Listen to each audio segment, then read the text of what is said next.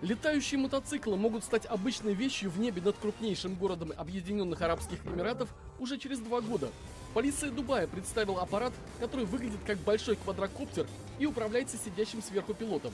Испытание летающего мотоцикла – часть подготовки к выставке Экспо 2020, которая пройдет в Эмиратах и, по прогнозам, привлечет около 25 миллионов посетителей.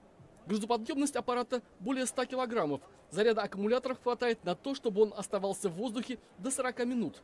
Скорость полета около 70 км в час. Главное достоинство мотоквадрокоптера для стражей порядка – отсутствие необходимости пробиваться сквозь транспортные пробки.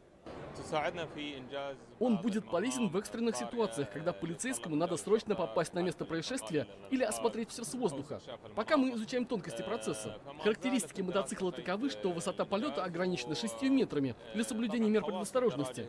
Может быть, в будущем мы позволим подниматься выше.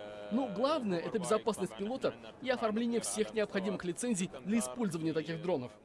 Главным разработчиком летающего мотоцикла выступила российская компания Hoversurf. Серийного производства аппаратов пока нет. Для обычных пользователей их собираются выпускать под заказ. Но ситуация может измениться благодаря сотрудничеству с Объединенными Арабскими Эмиратами. Если инвестиции со стороны местных бизнесменов будут достаточными, в стране могут построить завод по производству таких мотоциклов.